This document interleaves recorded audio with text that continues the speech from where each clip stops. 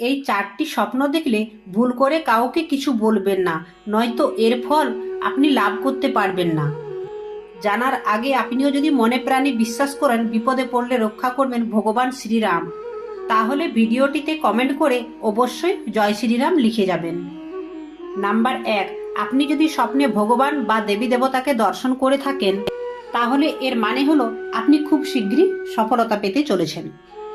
Number 2, স্বপ্নে যদি নিজের বা প্রতিবেশীকে কখনো মৃত্যুর স্বপ্নে দেখে থাকেন, এটি দেখা অশুভ নয়। এটা দেখা আপনার জন্য শুভ সংকেত নিয়ে আসে। এর জন্য আপনার জীবন থেকে সকল নেতিবাচক চিন্তা দূর হয়ে যাবে।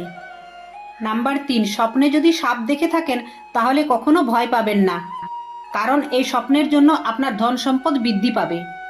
নাম্বার 4, স্বপ্নে যদি কখনো জলে মাছ দেখেন তাহলে মনে রাখবেন, তাহলে আপনার জীবনে হঠাৎ